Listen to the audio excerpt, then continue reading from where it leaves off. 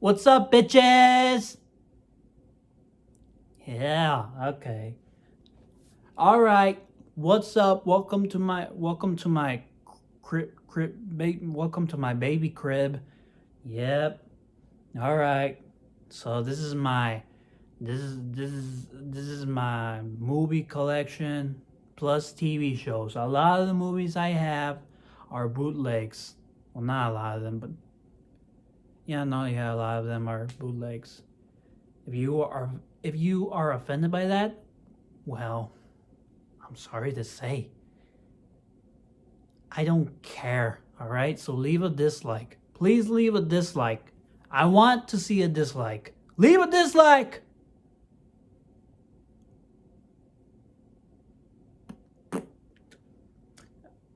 In all honesty though, please leave a like and please subscribe. All right. Okay. All right. All right. Let's get this going. Yeah. So this is like my fourth time attempting this video. I've tried many times. I failed spectacularly for issues that are unknown to me. Okay, so you know what? Hey, what are you doing, my cat? She's going crazy. No, don't you do it? Don't you do it? No, no. Okay, don't worry about don't worry about her. All right. No, no. Oh my God. Oh my gosh. Look at this. See that? Look at that. Look at that. Yeah. Got you. Yeah. That's right. Yeah. Nervous some people.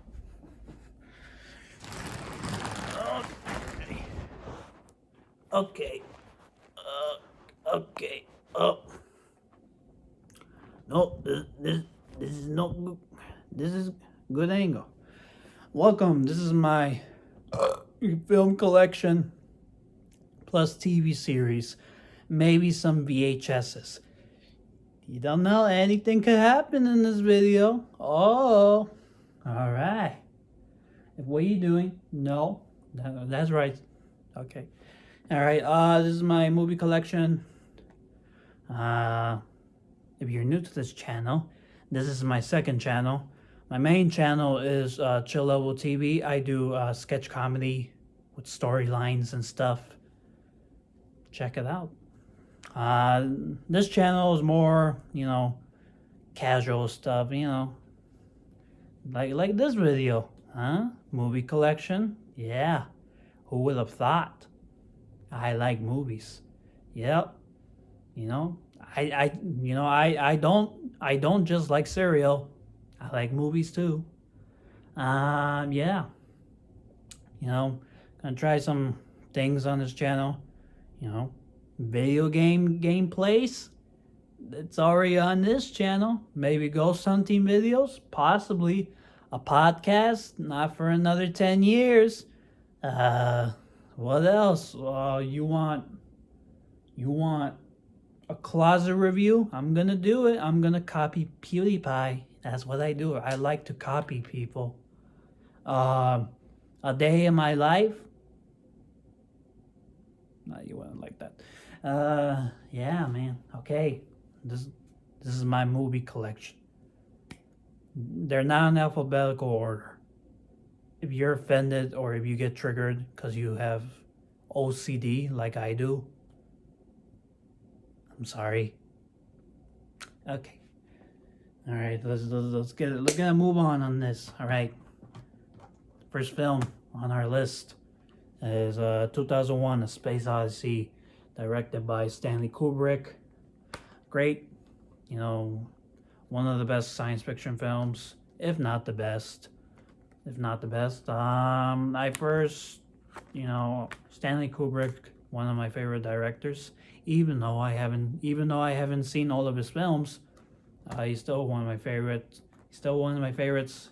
He's one of the best. This film is slow. but it's okay. It's totally worth it. The whole journey, right at the start of the film, you're just invested. You're just like you're you know, the first 4 minutes of the film is like, or 3 minutes is all, you know, you don't see anything. All you do is hear. All you hear stuff. You don't see anything, which is ballsy. Yeah, man. Stanley Kubrick's a master. This film's a masterpiece. It's great. It's very philosophical. Great stuff. I recommend checking it out. Yeah. Yeah. Oh, yeah. You know, I saw the trailer for this movie, and then there's this scene in the trailer with the Stargate sequence, and I was like, man, this movie looks crazy. And this movie is crazy. It's a beautifully well acted, done film. Hell 9000, you know, creepy little BDI, you know. So yeah, there you'll have it. Next film, Rocky, the first film in the Rocky franchise, directed by John G. Avildsen. I believe he directed the first Karate Kid movie. He directed Rocky 5. This still stars Sylvester Stallone and Carl Weathers as Rocky and Apollo Creed. Sylvester Stallone is Rocky, you know, and Carl Weathers Apollo Creed. This film's, you know, awesome. You know, it's an all-time classic. I really like this movie. Really like it. This is not my first Rocky movie that I saw. My first Rocky movie that I saw was the spin-off, Creed. I saw Creed. Then, when was it? 4 weeks ago? Maybe a month ago, I saw Rocky 2. And I was like, you know what? I'm going to watch Rocky. And I finally did. And it's good. Very good movie. Sylvester Stallone's great. He gives a great performance. Carl Weathers does too. The final scene, you know, you expect Rocky to win, and he doesn't, you know, because that's not what he wants. He doesn't want to win. He just wants to be able to prove that he's as good as Apollo Creed. And spoiler alert, he does. You know, that's his dream. He wants people to see him, to see that he's great, that he's able to hold his own. So, yeah. All right, next film, Rogue One, Star Wars story, a Star Wars story, stars Felicity Jones and Diego Luna and a whole bunch of others. Donnie Yen, directed by Gareth. It says Roland Emmerich. It says Roland Emmerich. Bootleg, man. Gareth Edwards, I believe, or Evans. I don't know, whichever one. This is the first Star Wars spin-off, anthology spin-off, and it's pretty great. Love this movie. Fun time, very action-packed. Pretty dark movie. The cast is great, but performances are pretty good. But you know, the Rogue themselves, they don't have like compelling stories behind them, except like Felicity Jones's character, Jin Erbil. I'm sorry, I offended Star Wars people. K2SO, pretty funny, pretty awesome. Diego Luna, I mean, he's Diego Luna. Yeah, this Star Wars movie is pretty awesome. You know, great spinoff. Yeah, man. Forrest Whitaker's in it.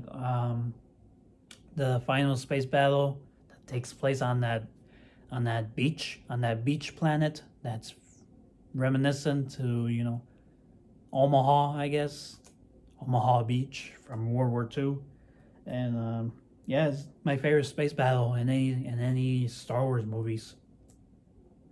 Yeah, pretty good movie. Check it out if you love Star Wars, or if you love just awesome science fiction movies. This is an awesome movie. It's a standalone film, even though it takes place before A New Hope.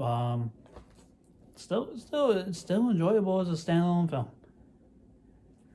All right, next films on the list: Fantastic Mr. Fox, directed by Wes Anderson, with the voices of George Clooney, Meryl Streep, and forever collaborator Jason Schwartzman. This is Wes Anderson's first animated feature-length film. I don't think it's his first time working with animation, but damn, does he do an amazing job with this film. This is a Wes Anderson film, and in every pixel of the screen. This is based on Roald Dahl's children's book with the same name. Roald Dahl is one of my favorite authors of all time. You know, he was the author of Charlie and the Chocolate Factory. I was about to say The Wizard of Oz, not The Wizard of Oz. James and the Giant Peach, The Twits, Matilda. Yeah, it's a great animated film in general. It's very funny, very witty, very quick pace, beautifully animated. Just fun movie, and a great Wes Anderson movie. Yeah. All right. Nope. There we go. Next film, Where the Wild Things Are, directed by Spike Jonze and stars a kid who plays Max, and stars the guy who was the star of The Sopranos. I forgot his name. I'm sorry. Tony Soprano. That's not the actor's name. No. Yeah. This is based off the children's book with the same name. Spike Jonze. He's one of my favorite directors of all time. Yeah, man. It's a PG film, and it's pretty dark. It's a pretty dark and depressing movie, and I appreciate it for that. I saw this in theaters, and I just remember, damn, this movie's pretty dark. It's pretty depressing for a children's movie. But as we all are, we're pretty familiar with dark and depressing and traumatic children's film. I'm looking at you, Disney.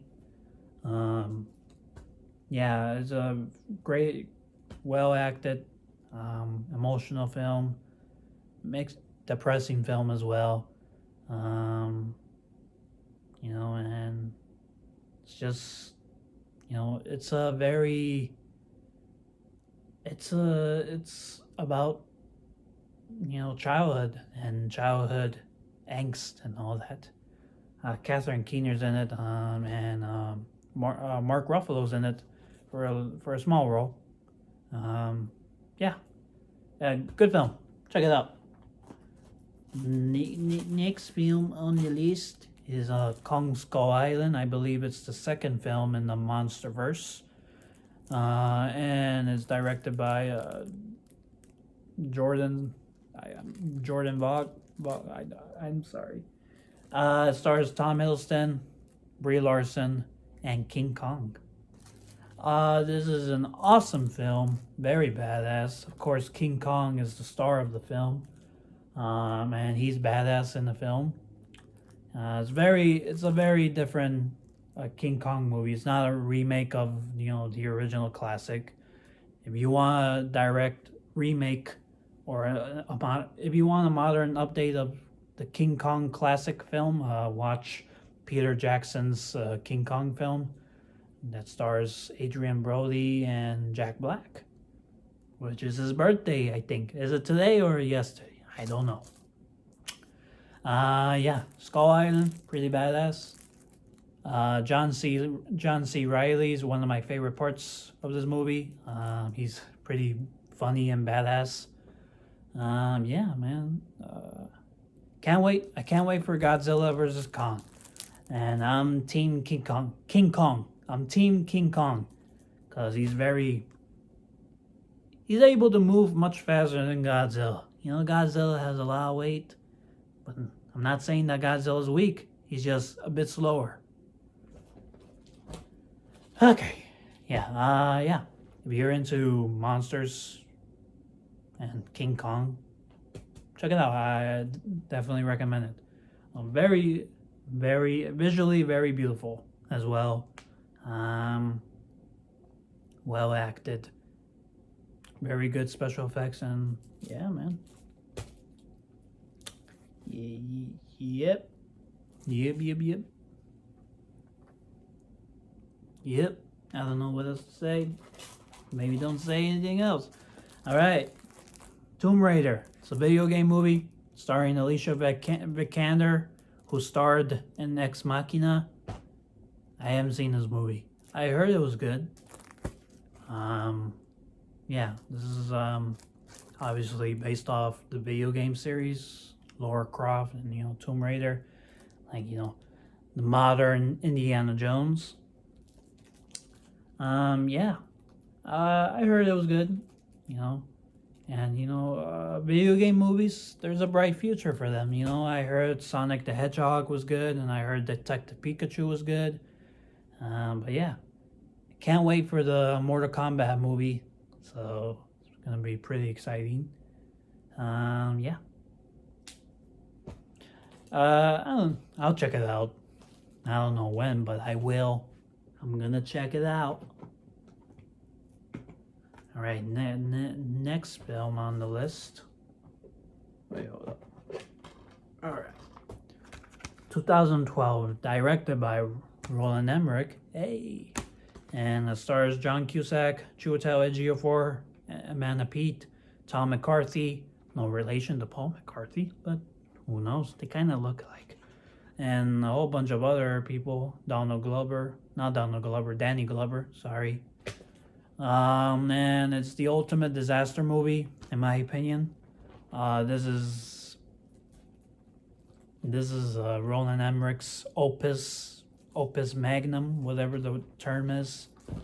I used to be scared, man. This movie came out in 2009, 2012. The movie 2012 came out in 2009, so like 3 years before the end of the world, which obviously didn't happen unless we're in a parallel universe. Who knows? Conspiracy theories, get on it.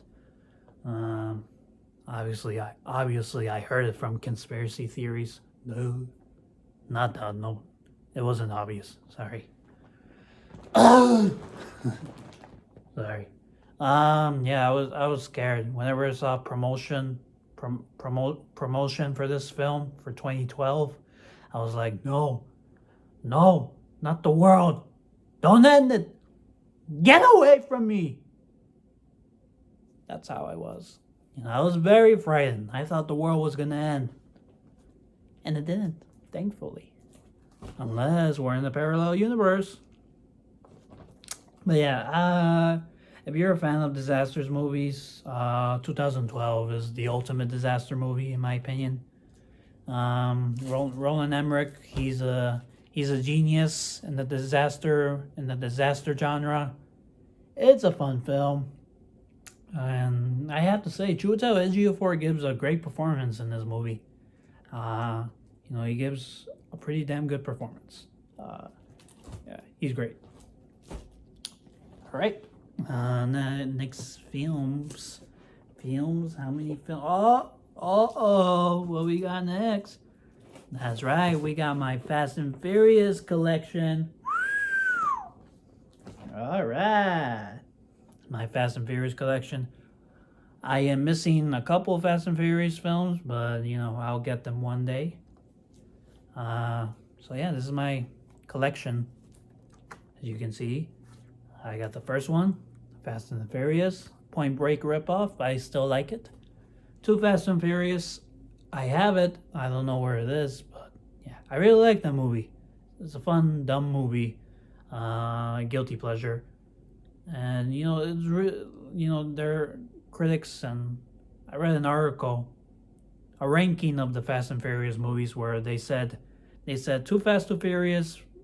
I think they said Too Fast to Furious isn't the best Fast and Furious movie, but it did bring the fun into the franchise, and I agree. Better Luck Tomorrow. This is technically, unofficially, it's a Fast and Furious related film. For one reason, this guy right here, this is Sung Kang, one of my favorite actors of all time.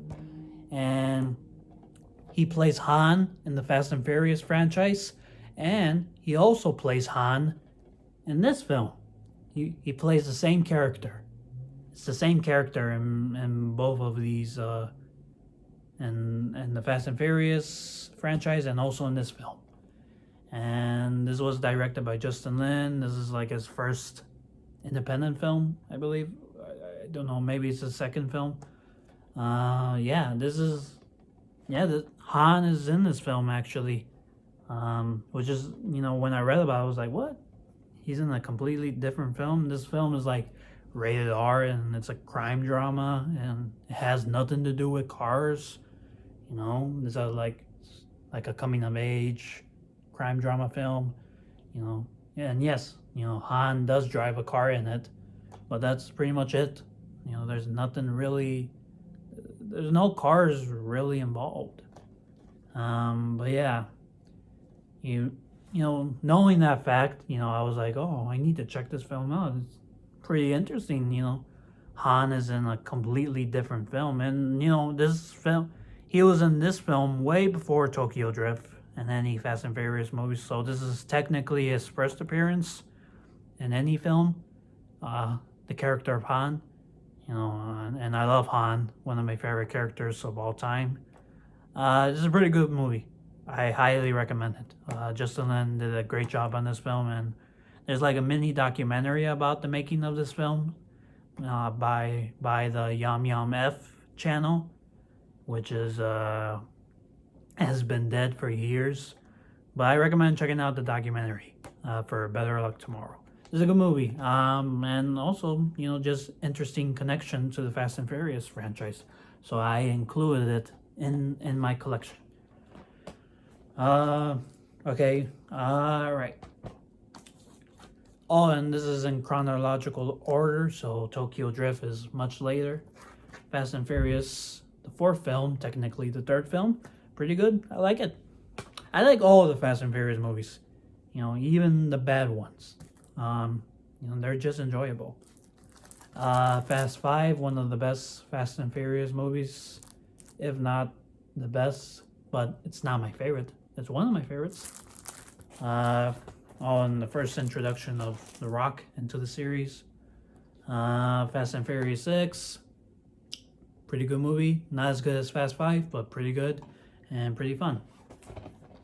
The Fast and the Furious Tokyo Drift, my favorite Fast and Furious movie. Why, you may ask? Even though it's a Karate Kid ripoff, I love it. I love the drifting, and I love, not all the characters, but I do love all the characters in it. And of course, it introduced all of us to Han and Sung Kang, and it takes place in Tokyo. And Tokyo is used brilliantly and awesomely in this film, and it's just awesome. The cars are awesome. The racing is awesome. Yeah, man. This movie made me fall in love with Tokyo, even though they didn't really film in Tokyo. Like maybe they partially did, but they made downtown LA look like Tokyo, which is pretty impressive. But yeah, this was Justin Lin's first Fast and Furious movie, and my favorite Fast and Furious movie. Yeah. I really like it. I really, really like it. I don't have Furious 7. One day I will. It's pretty good movie. Furious 7, James Wan did a great job with that movie. It's an emotional movie. Obviously, it was Paul Walker's last film before he tragically passed away. But yeah, pretty good movie. Insane action. And Jason Statham is a badass villain. The Fate of the Furious, directed by F. Gary Gray, who directed Friday and Straight Outta Compton. And this is basically a spy film. This is Fast and Furious take on a spy film. Pretty good. I like it. Is it my least favorite Fast and Furious? I don't know. I'm not sure, but yeah, it's pretty good, enjoyable, fun. I think Furious 7 is better than The Fate of Furious, but it's a pretty fun film. Yeah, pretty good. I'm not sure if this is in good quality. I mean, I'm not sure if this is in good picture quality, but I should check that out. And then the most recent Fast and Furious movie is the first official Fast and Furious spinoff. If you don't consider Too Fast Too Furious or the Fast and Furious Tokyo Drift as spinoff films, but officially this is the first spinoff. Fast and Furious presents Hobbs and Shaw. This movie is crazy. It's so fun. It's very funny. So enjoyable. It feels so unique, and it's the most, even though it's a Fast and Furious movie and it takes place in the Fast and Furious world, it feels so unique and distinct from from the rest of the series, and it's so fun. The performances are fun. They're great. Idris Elba is a badass. The Rock and Jason Statham, they have great chemistry, and they're fun. Yeah, man. And we get to see more of Hobbs' backstory. Well, more of his, personal life. And same with Jason Statham's character, Deckard Shaw.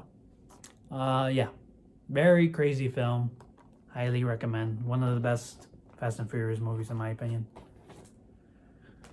Okay, next up is Napoleon Dynamite, directed by Jared Hess, who directed Nacho Libre, one of my favorite movies of all time. Star Jack Black. Hey, would you take it easy? This stars John Heater. I'm sorry. And this movie is very quirky, very fun. Very, very similar in tone to Wes Anderson and all those, and his movies. But this is Jared Hess movie, and it's very good. I highly recommend it. Funny movie. Okay. All right. Next films on the list is the Sherlock Holmes films, directed by Guy Ritchie, and it stars Robert Downey Jr. and Jude Law. And these films are great. I love them. They're so good. I was never a huge Sherlock Holmes fan, but these films made me a fan. These films are very fun. They're fun mystery films, action-packed. Great performances by Robert Downey Jr. and Jude Law. Yeah, man, Guy Ritchie, his style is he has a very strong style, and it's very prevalent in these films. Yeah, good films. I highly recommend these films. They're very good. Okay, I think I'm losing my voice a bit. No, I'm not. I can pull through, because I'm a badass. Excuse me. All right, next up is my John Wick collection. The 3 films that are out so far. John Wick, Chapter 1, or just known as John Wick. John Wick Chapter 2, and John Wick Chapter 3, Parabellum. I love the John Wick series. Before John Wick, I was never a huge fan of Keanu Reeves. My mom would talk about him all the time, and I would be like, oh my gosh, I don't get it. What is it about him? I I never seen the Matrix movies, so shocking. Yeah, man, these films are these are the great modern action films of the 21st century. Of course, there's Mission Impossible and all that. Yeah, man, I love these movies. I think my favorite John Wick movie would have to be the third one. You know, especially the way this movie ended was pretty crazy. But yeah, these are great. Keanu Reeves is a freaking badass, and now I'm a huge Keanu Reeves fan. He's so badass. The action is amazing. The fight choreography, the gun fu, the world building, just the whole thing, the Continental and all that. And, these films, there's a lot of films that are trying to replicate John Wick's success, and in terms of world building and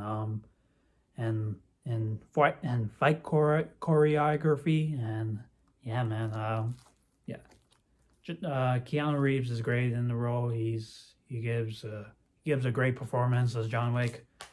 Great acting. Yeah, I love John Wick, bro. Good films, good films. All right. Next up, we have my Harry Potter correction. Yep, correction. That's what I meant. No. Oh gosh, this is my Harry Potter film collection. I love Harry Potter. It's one of my favorite film series of all time. And I grew up with Harry Potter, man. Yeah, great films. They're all good. All right. I have all of them. Some of them are on VHS. I think I have this on DVD as well. The first film on VHS. Great start to a franchise. A great film in general. Directed by Chris Columbus, who directed Home Alone.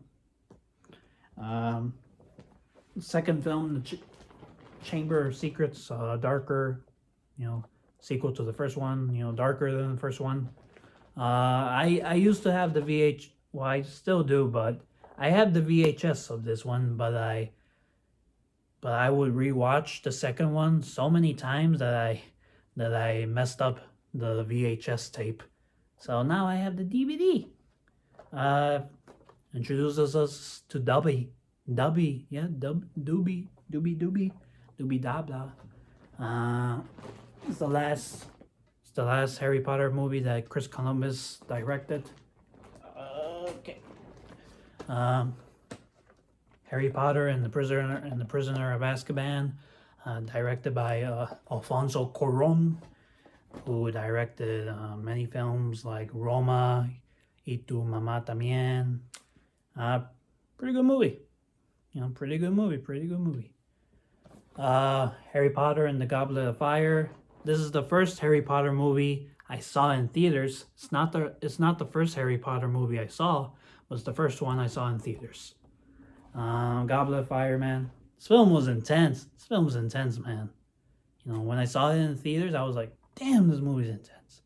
Especially, spoiler alert, the final scene where Lord Voldemort returns, and then, Harry Potter gets stabbed with a knife, and it was just like, oh man, that's freaking intense. And then Robert Pattinson's in that movie, and he's pretty damn good in it. Pre-Twilight. Harry Potter and the Order of the Phoenix, my favorite Harry Potter movie. Pretty damn good movie. Obviously, it's my favorite, so I'm biased, but I think it's a pretty good movie nonetheless. Harry Potter and the Half-Blood Prince, super good movie, great movie, man. Very sad, emotional, dark, and yeah, it's just like. And Harry Potter and the Deathly Hallows Part 1 and Part 2. And both great. Part 1 is pretty good. Part 2, just the finale of the Harry Potter series. And I remember watching it in theaters and just like, And near the at the end of the film, when Harry Potter is just looking at his kid heading off to Hogwarts, and I'm just thinking about all the memories I've had with Harry Potter, and it was just like, very emotional. Very emotional. They did a great job with that film. But yeah. I love Harry Potter. Some people don't like it, and that's fine. Nothing wrong with that. If you don't like Harry Potter, there's nothing wrong with that. We're all entitled to our opinions. Okay. Alright. Sorry. My back kind of hurting. Excuse me one sec. Okay. Oh, my back hurting. Oh, okay. Oh, you got a lot of movies to get through. And TV shows. And maybe some VHSs. If I feel like it. Yeah. Alright. Next film. It's not a film, but a TV show. Season of a show. Breaking Bad, season 4. Stars Bryan Cranston and Aaron Paul and Giancarlo Esposito and Anna Gunn and Bob Odenkirk and a whole bunch of other people. I love Breaking Bad. Breaking Bad is one of the greatest shows of all time, and the 4th season is my favorite, so I had to get the 4th season. It's just the payoff to the rivalry between Walter White and Gus Fring, and it's great. Vince Gilligan is a genius. He's so good. He's so great, and I can't wait to do what he does in the future. Breaking Bad's one of my favorite TV shows, along with Better Call Saul. But yeah, man. Buy the series. If not, whatever is easiest to you. It's on Netflix. Breaking Bad's on there. Better Call Saul is on there. The movie El Camino Breaking Bad movie is on there. I highly recommend you watch the show. Should you do it chronologically, like Better Call Saul then Breaking Bad? Well, since the final season of Better Call Saul won't come out till next year at the earliest, I don't know. Watch Breaking Bad first. It's fine. Then after Breaking Bad, watch the movie, because the movie is heavily connected to the series, to Breaking Bad, and then then watch Better Call Saul. But if you want, you can do it chronologically as well. But it's worth it. Breaking Bad, Better Call Saul, El Camino. It's worth it. I guess El Camino as a movie on its own doesn't work quite well, because you kind of need to have watched the movie, the show, but it's whatever. If you can't tell, I am sweating profusely. Next up, we have my Middle-earth collection, the Lord of the Rings trilogy, and The Hobbit, An Unexpected Journey. The Lord of the Rings trilogy, one of the greatest trilogies of all time. Great films, great fantasy films, great acting, great battles, and great world building. Everything about the Lord of the Rings is awesome. Middle Earth is just amazing. Yeah. Peter Jackson did the impossible, man. And he did a great job with it. Ian McKellen was nominated for Best Supporting Actor for his role as Gandalf the Grey in The Fellowship of the Ring, and he deserved that nomination, man. He didn't win it, but that's okay. He much deserved that nomination, guarantee. But yeah, I guess my favorite of the Lord of the Rings trilogy would have to be The Two Towers, which is my favorite. All right, we got The Hobbit. Okay. All right. The Hobbit, An Unexpected Journey. This is the first film in the Hobbit trilogy. Sorry.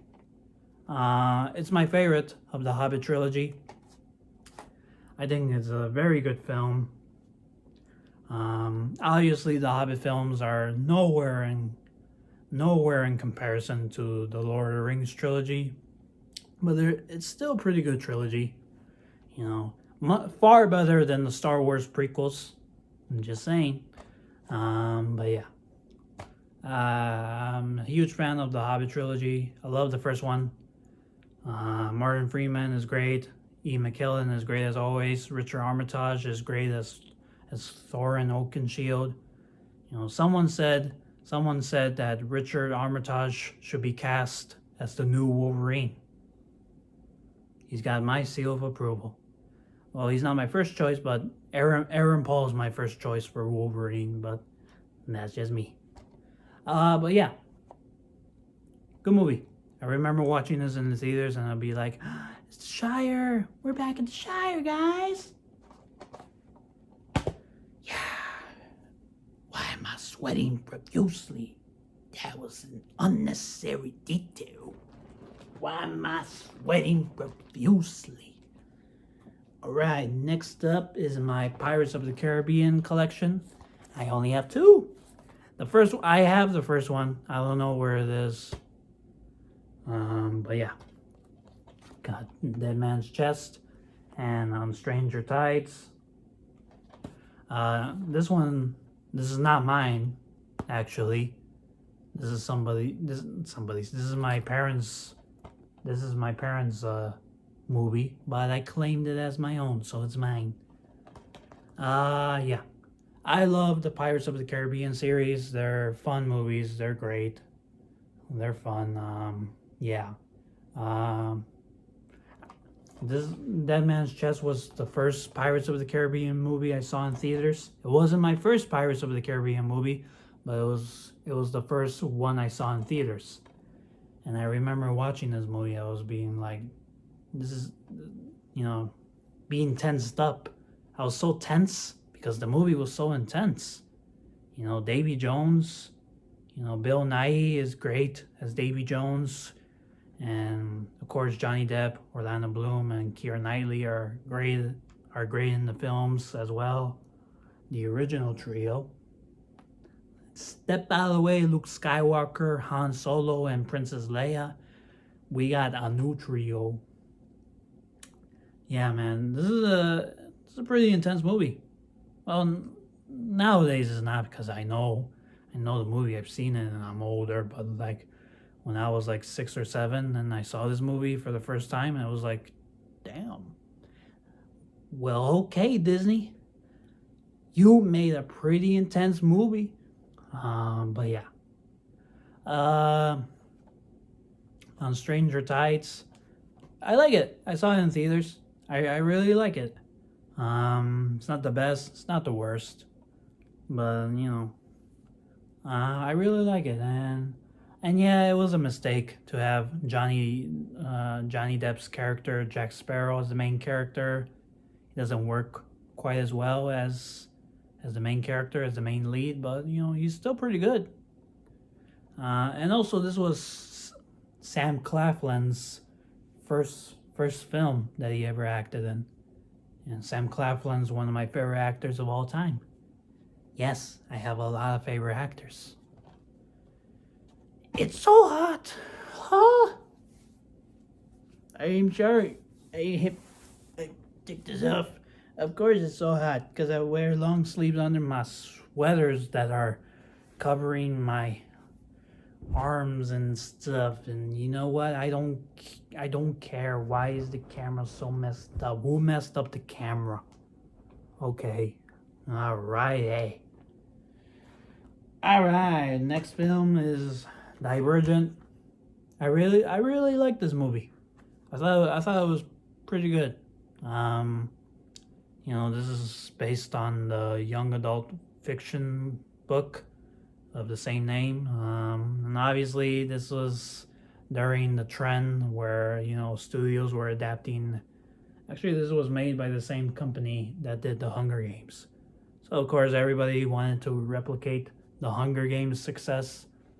I would recommend you watch Harry Potter first, then the Hunger Games, then if you want the Divergent series. There's only three of them. Allegiant is the worst one of the three. I think Insurgent, I like Insurgent the best. It's my favorite of the three of them. Yeah.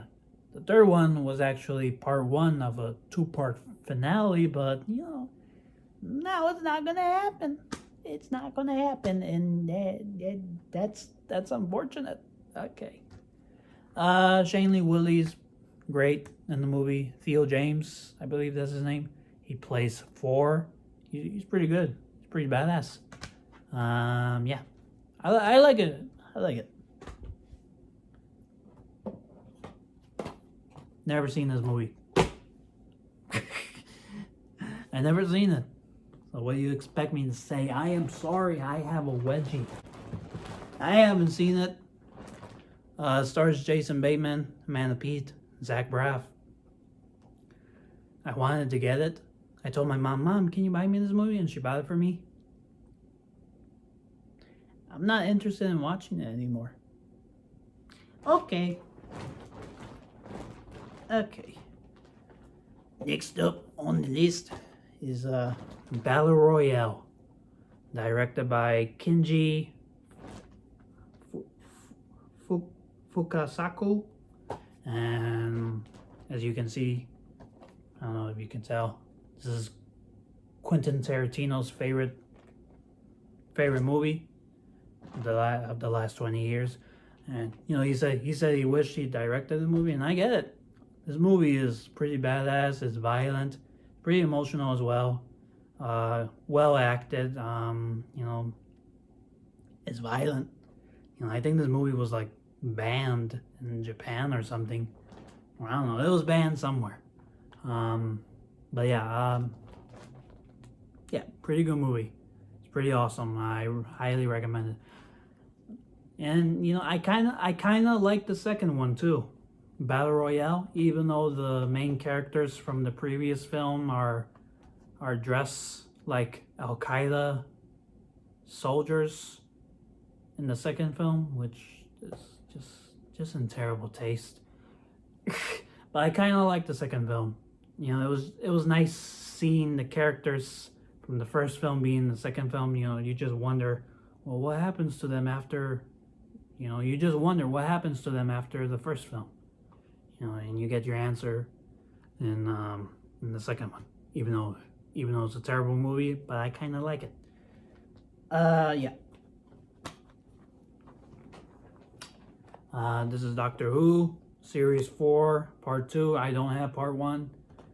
I got this at Walmart, I think. Pretty sure I did. Obviously, it stars David Tennant as the 10th Doctor. And I like Doctor Who. I like it. I like it when it was David Tennant and Matt Smith. I haven't seen every episode of the David Tennant era or the Matt Smith era, but from the episodes I've seen, I really, really like. David Tennant, another one of my favorite actors. He's another favorite actor of mine. David Tennant, he's great as the 10th Doctor. Matt Smith is great as the 11th Doctor. And that little crossover event that they had where the 10th Doctor met the 11th. It was like dreams come true. But I'm not a huge Doctor Who fan. But just the stuff that I've seen, I really like. So yeah, I mean, it's a highly popular British series. It's still going on. I haven't seen it since, but yeah. I would recommend watching. If you're gonna get into Doctor Who, start with the 9th Doctor. That's with Christopher Eccleston, and I think he only did 13 episodes, but then eventually, and he's good too. He's good as the 9th Doctor, and then David Tennant comes in, and then Matt Smith, and then Peter Capaldi. But I think you have the most fun with with the 10th Doctor and the 11th Doctor. But yeah, that's just my opinion. Okay. Alrighty. Alright. Arrested Development. One of my favorite TV shows of all time. I have season 2 and 3. They're over there, huh? Yeah. I'm not lying. I have it. Okay. I have it. I'm not gonna. Nope. Yeah. Alright, yeah. It was created by Mitchell Hurwitz and Ron Howard, I believe. I think Ron Howard co-created it as well. Or executive produced. I'm not sure. Stars Jason Bateman and the whole ensemble, the Bluth family. This series is very funny, very, very fast paced. Very fast paced. It's one of the funniest shows I've ever seen. Very tightly plotted, memorable characters, and just a fun show. I highly recommend it. It's on. Where is it? I think the whole series is on Netflix. Season 4 is the worst of the series. Season 5 is better than season 4, but not the best. But I kind of they redid season 4 to make it more coherent. But I still like it, but it's not like the first 3 seasons. But yeah. All right. Next up is a VHS tape. It's Catch Me If You Can, directed by Steven Spielberg, stars Leonardo DiCaprio and Tom Hanks. Very fun movie, very entertaining. It's a very good Steven Spielberg movie. Leonardo DiCaprio is great, as always. Tom Hanks is great, as always.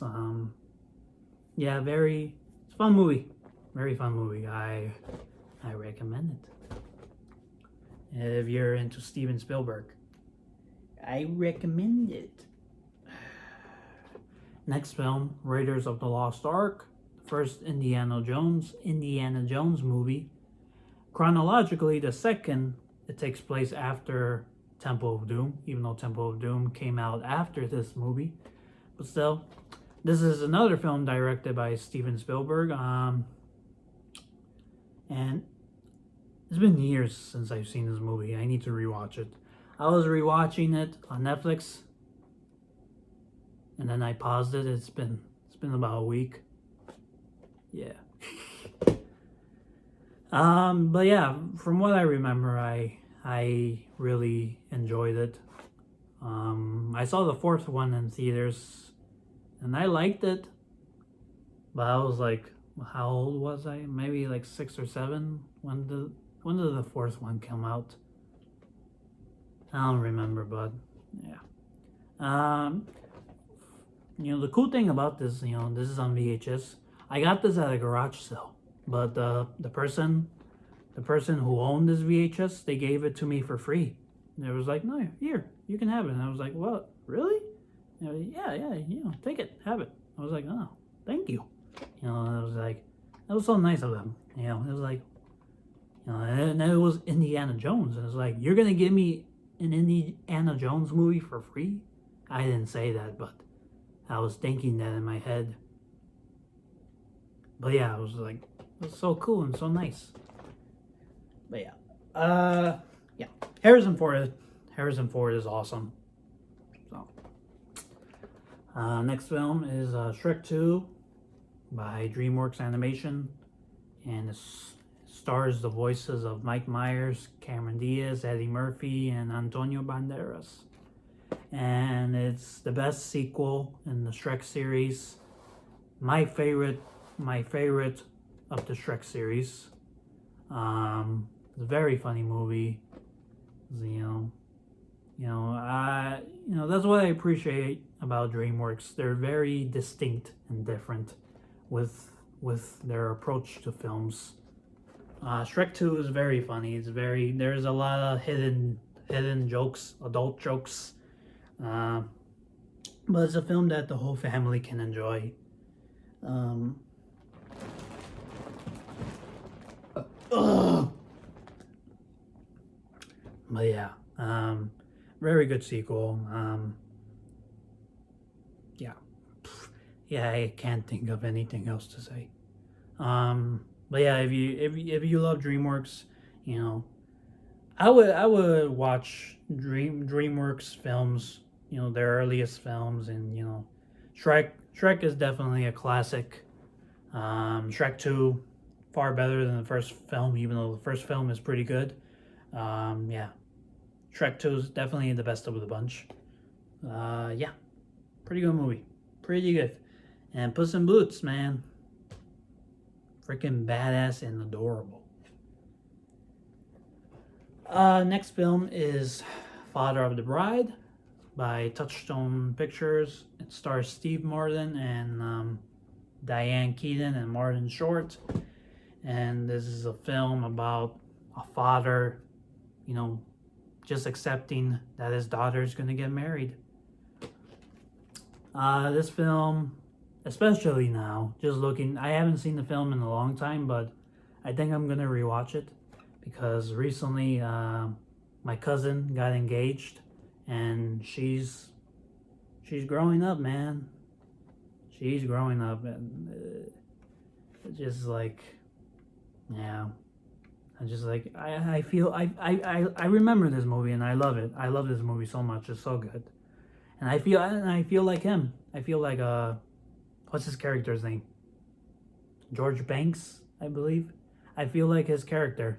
You know, even though she's my cousin, you know, I always felt close to her, and I was like, oh, and she's getting married, and I was like, oh, it feels, it just feels, you know, emotional, and it's just like, I feel emotional because, you know, it's like, she's growing up, man, and it's like, yeah, and she's a year older than me, but nonetheless, I still feel emotional, just like, oh, well, she's growing up, man. Yeah. I highly recommend it. Part 2 is pretty good too. Not as good as the first one, but you know. Yeah. I don't. I wonder why it's not on Disney Plus yet. That's weird. I think soon it will be, but who knows? All right. Next up is Alien Resurrection, the fourth film in the Alien series, and the worst of the main Alien series, and a guilty pleasure of mine. If you're familiar with my main channel, Chill Level TV, you saw that I did a video on this movie, guilty pleasure, Alien Resurrection. Yeah, Sigourney Weaver's in it, Winona Ryder, and yeah, it's not good. It's terrible. Sigourney Weaver, Ellen Ripley's character is just like so complete 180 from the Ellen Ripley of the first two films, even the third film. Like, apparently, and yeah, Ellen Ripley is just like a pro basketball player now, which is weird. Oh, and also there's a xenomorph that says "mama." I think it says "mama." I'm not sure. I actually think a xenomorph said "mama" to Ellen Ripley. It spoke. A xenomorph spoke. Fucking crazy. It's a guilty pleasure. It's terrible. The worst. Not as bad as Alien versus Predator Requiem, but you know what? Alien versus Predator, the first one, is much better than Resurrection, but still, alright, it's something. It's something. Raymond Cruz from Breaking Bad, who plays Tuco Salamanca, is in this movie. Brad Dourif is in this movie as well, I believe. Yeah, a lot of people.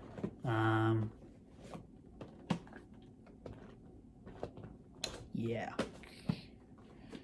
All right. Yeah. I recommend it just to laugh at it. Laugh with it. Laugh with the movie. Don't hate it. Hugs, not drugs. No, no, no, no, no, no. All right. Next up. Okay. All right. The Office season 1. It's the only Office DVD that I have. It doesn't mean that I hate The Office. It just means that's the only Office thing I have. I love The Office. It's one of my favorite TV shows of all time. Steve Carell's great. John Krasinski, Jenna Fisher, Rainn Wilson, B.J. Novak, the whole cast. Mindy Kaling, Paul Lieberstein. You know, they're all great. The first season, it's not the worst. I think the worst season is season 8. But, you know, it's still not the best. You know, first season was not the Office that we know of. It's not the Office that we're familiar with today. You know, it wasn't until the second season where the Office found its footing, its own identity, and it really cranked it up a notch. And yeah, first season is good. You know, it's good, and you know, it's interesting. You know, seeing a different Michael Scott. You know, this Michael Scott is very similar to David Brent from the original UK Office. I haven't seen the original UK version, but yeah, very different Michael Scott. Not the Michael Scott that we're all familiar with or in love with. Not the lovable version. You know, he was much more of a douche with non-lovable qualities. Man.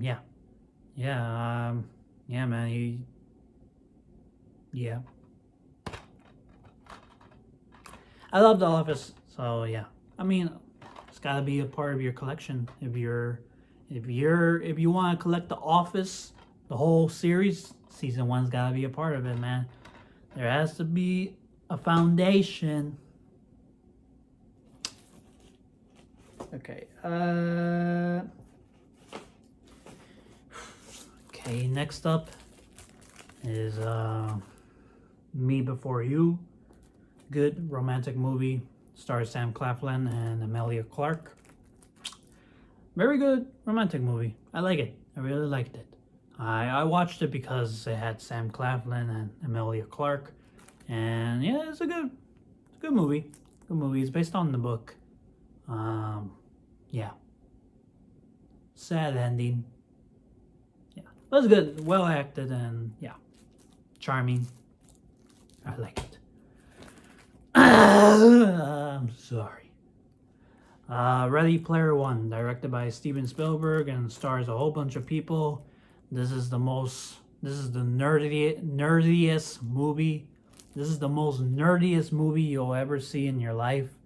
So many Easter eggs, so much nostalgia. This is a good Steven Spielberg movie. Not one of his best, not one of his worst either, but very fun movie. Action packed and, you know, just awesome. You know, just it's every nerd's dream to see Chucky and the Iron Giant in the same movie. Yeah. Okay, next film is Whiplash, directed by Damien Chazelle, with Miles Teller and J.K. Simmons. Miles Teller and J.K. Simmons, they're on a whole nother level. They're both on equal levels. Maybe J.K. Simmons a bit more than Miles Teller, but they give amazing, great performances, and they give amazing, great performances in this movie. Damien Chazelle, he's a great director. He's one of my favorite directors of all time. I believe this is his first feature-length film, and he does a magnificent job. Whiplash. Who knew a film about drumming would be so engaging? I didn't. Yeah, man. Damien Chazelle, he's great. La La Land, I love La La Land, and La La Land is like my favorite musical of all time.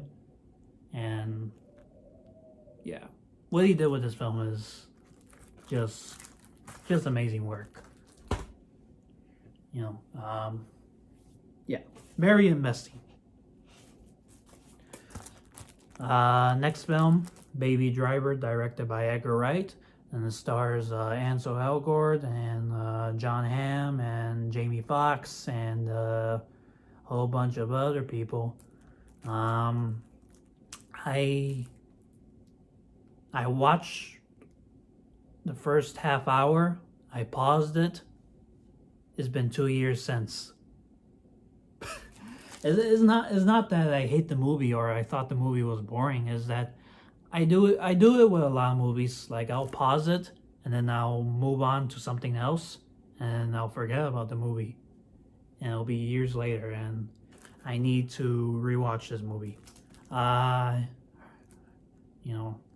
It's with obviously everything with Edgar Wright. Everything that Edgar Wright does is amazing. Edgar Wright, another one of my favorite directors. His style is so strong, is so unique, And I remember my parents, they saw this movie, and I didn't think they would like it. I didn't think they would like it because Edgar Wright's style is so unique and strong. And I was like, yeah, I don't.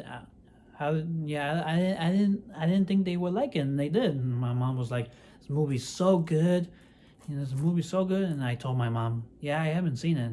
And she was like, "What? You haven't seen it? What is wrong with you? Get in your room right now." That's not what she said, but, yeah, yeah. I'm definitely gonna check it out again. Yeah. Bullet to the Head or Bullet in the Head stars Sylvester Stallone, Sung Kang, Jason Momoa, and other actors and actresses. It's an action film. It's directed by Walter Hill. I only watched this film because it had Sung Kang in it. And I love Sung Kang, and I mean, he played Han in the Fast and Furious franchise. And I mean, yeah, Sylvester Stallone, he's a badass in it. Jason Momoa's a badass in it as well. It's an okay movie. Nothing great, it's alright. Sylvester Stallone plays a dick in the movie. It's alright. Alright. It's an okay movie. I check it out, I guess.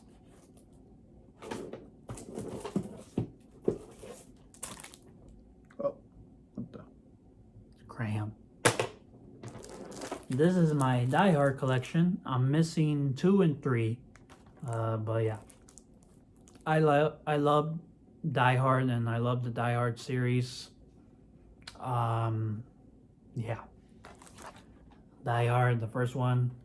If you can't tell, this isn't the original cover art. I replaced it.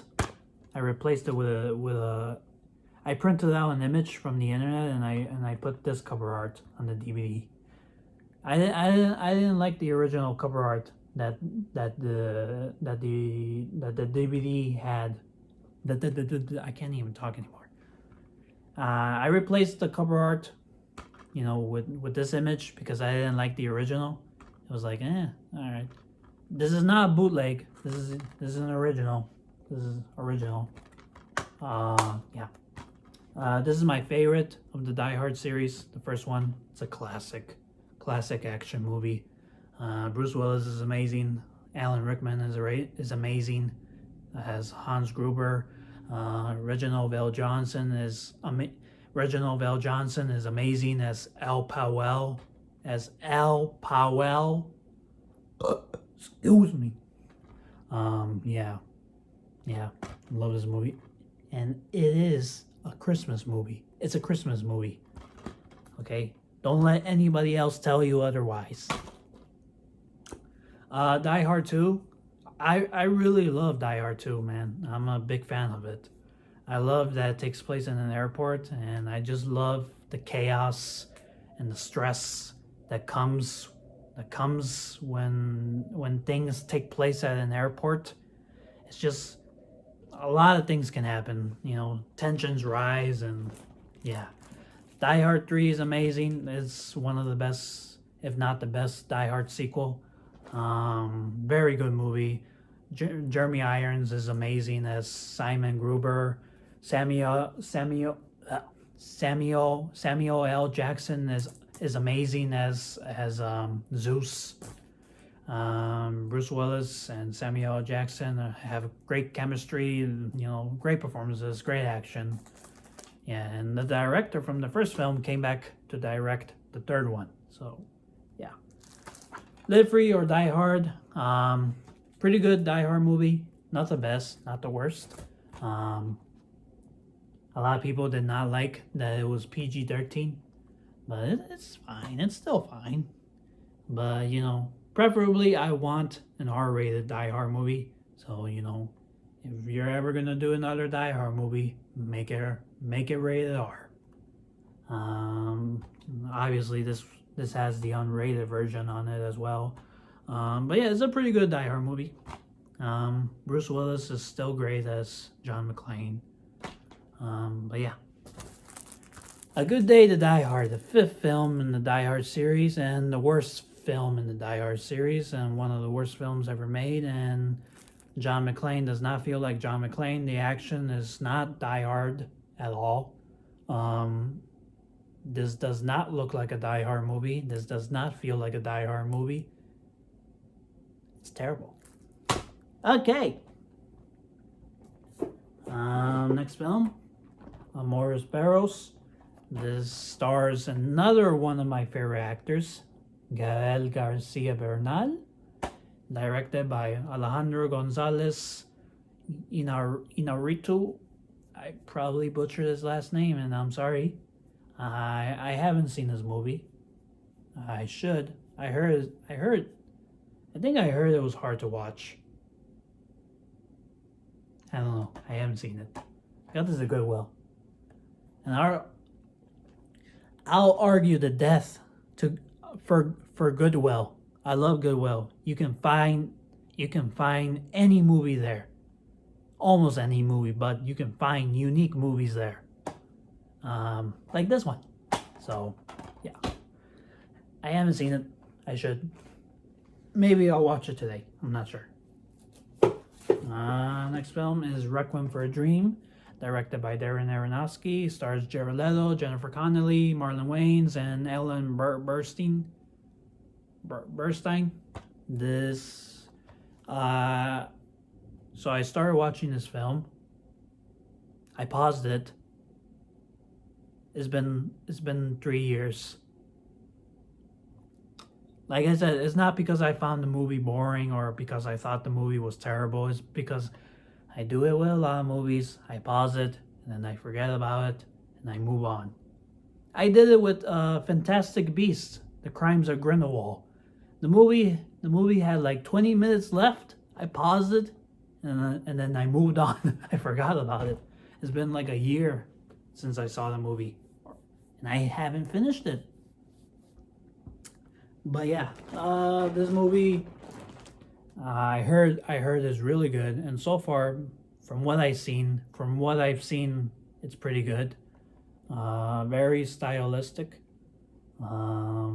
brilliant, very very great camera work. This is a film about drug addiction, and yeah, I heard this film was hard to watch. And Ellen Burstyn, she got nominated for Best Supporting Actress or Best Supporting Actress. Best Actress. Either did she win? I'm not sure. She probably won. But yeah, I heard that the performances are great and that the movie's great. Yeah. The only Darren Aronofsky movie I've ever seen was Mother, starring Jennifer Lawrence and Javier Bardem. That was a crazy movie. Very surreal. And I love surrealism. Yeah. I need to watch more Darren Aronofsky movies. But yeah. Maybe maybe I'll watch this today.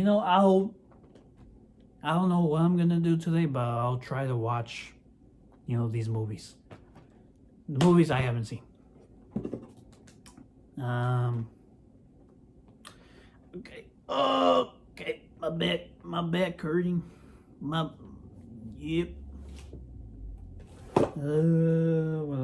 What else?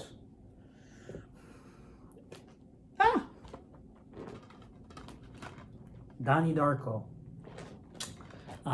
This was directed by written and directed by Richard Kelly. Stars Jake Gyllenhaal, Maggie Gyllenhaal. It's probably the only film they ever acted together. I'm probably wrong.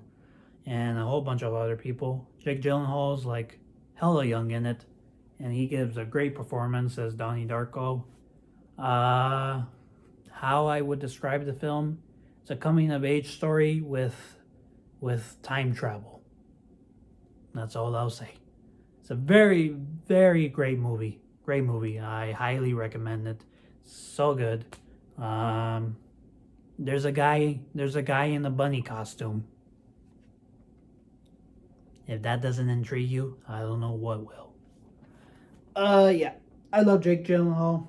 Another one of my favorite actors. But yeah. Very good movie.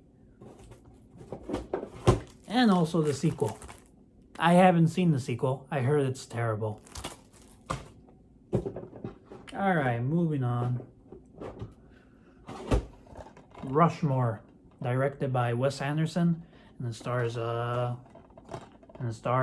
Jason Schwartzman, Olivia Colman, Olivia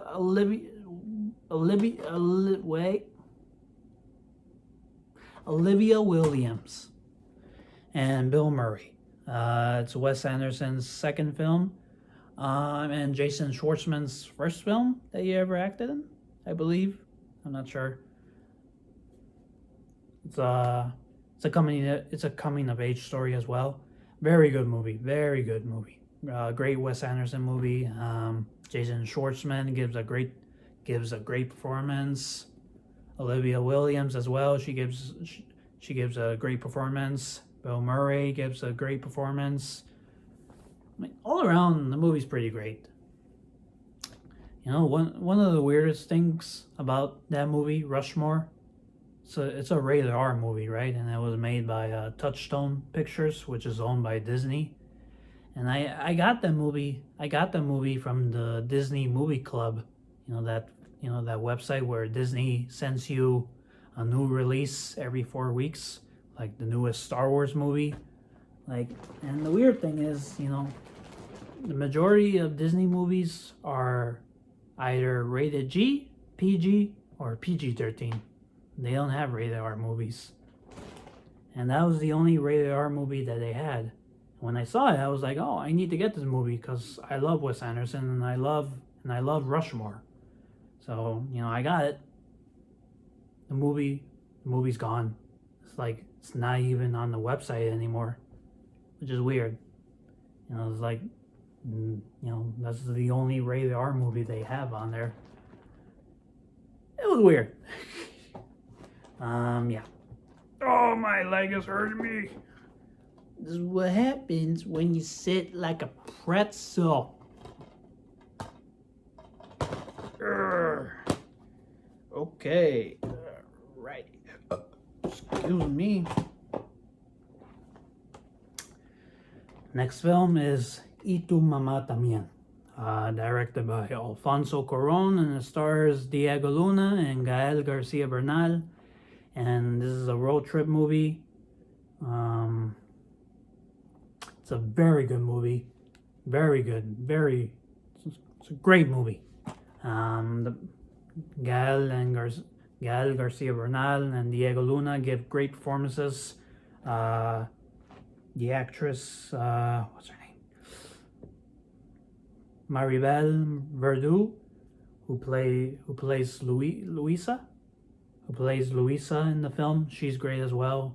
You know, just the three main leads. The three main leads of the film are just great. Yeah, it's a road trip movie. It's very funny, but also it's very emotional. It's very depressing as well. Especially after you finish watching this movie, it's gonna make you feel depressed. Yeah. Very good movie. I think this is Alfonso's first movie. I could be wrong, but yeah, it's a Spanish language film, but it's very good. I highly recommend it. Okay. Oh, what do we have here? Another Gael Garcia Bernal movie? What? Am I obsessed with this guy? Probably. This is the Motorcycle Diaries.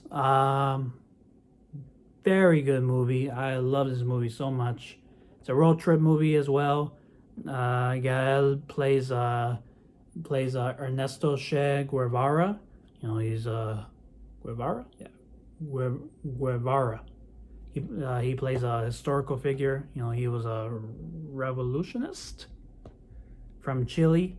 Yeah, but this is about Che before he became a revolutionist. You know, it's him and his best friend traveling the country and just experiencing the poverty and the injustice that just plagues the country that they're traveling in. And it's a very emotional and engaging story. Very sad. Yeah, this movie made me sad and depressed, and it made me feel existential. I don't know why. I remember watching this on TV. I missed like the first 20 minutes of it, but I was super engaged. Partly because Gael Garcia Bernal was starring in it, but also because the story is very engaging. The cinematography is so beautiful. Just the places they go to, the people that they meet, and story, and that story is so engaging. And like I said, yeah, very good movie. I highly recommend it.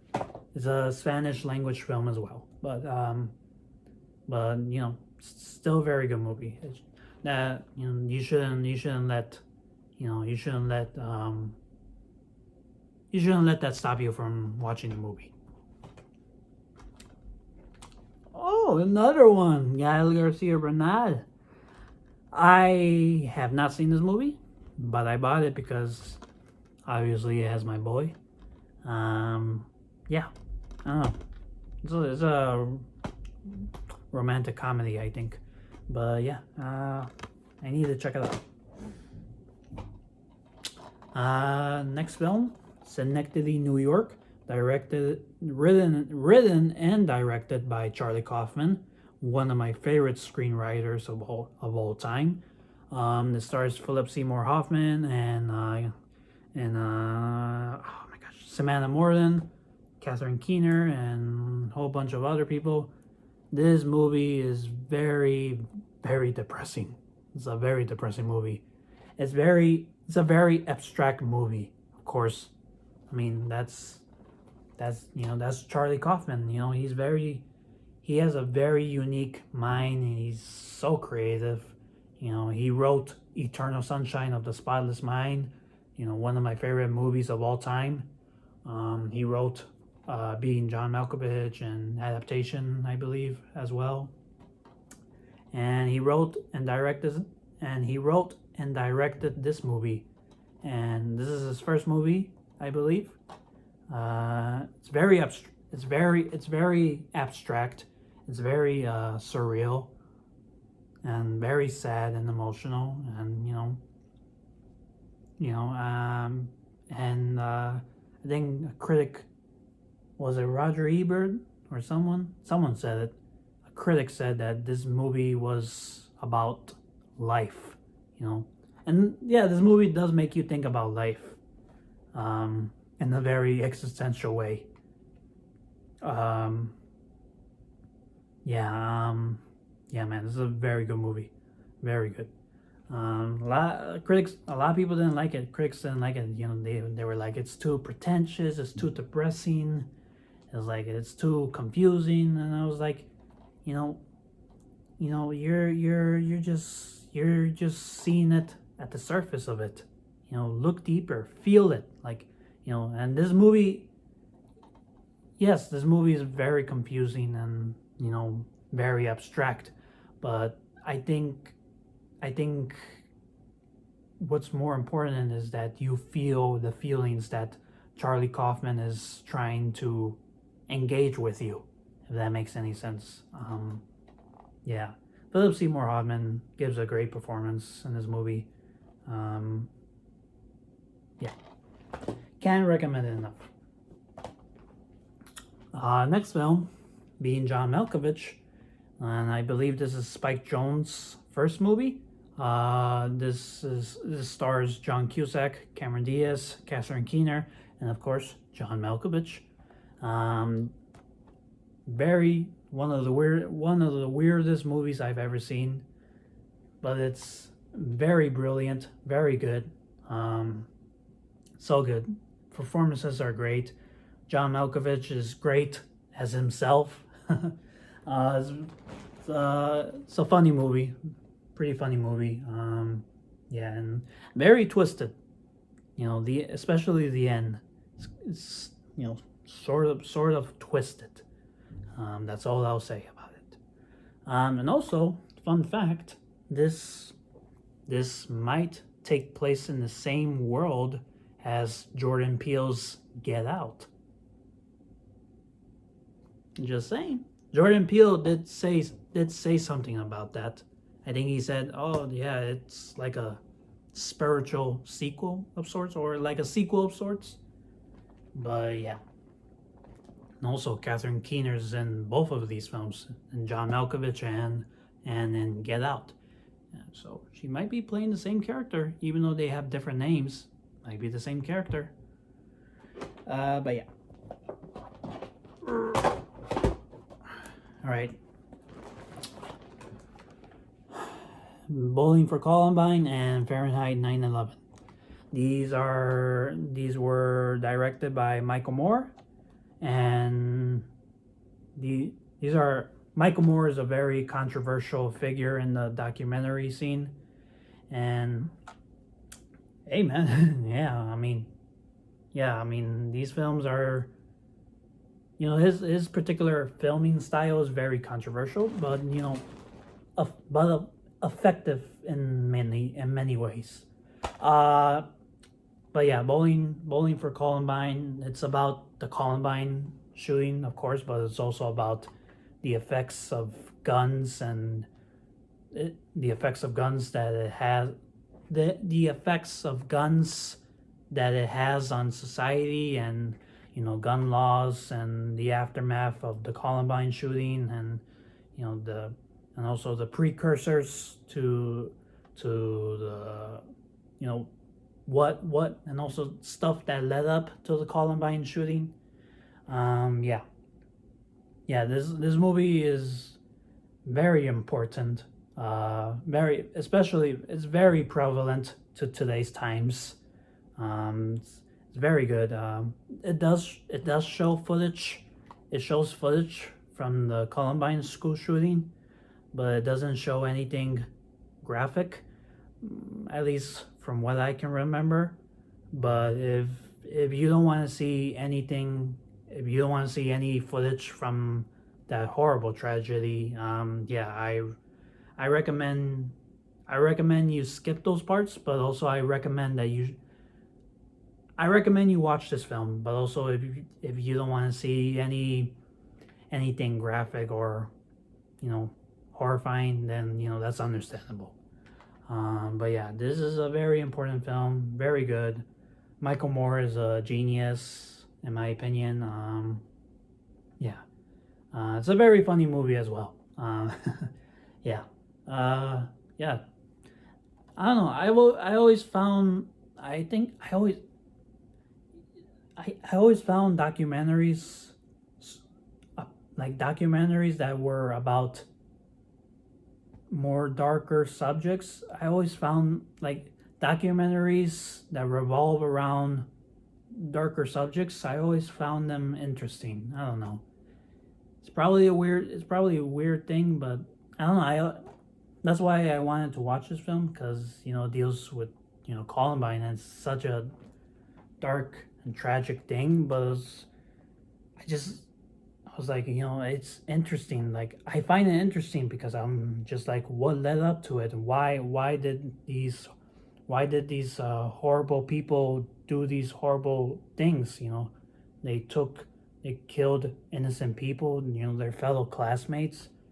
I was just like, I find it interesting. I don't know. It's weird. It's weird, but not saying that. I'm not saying,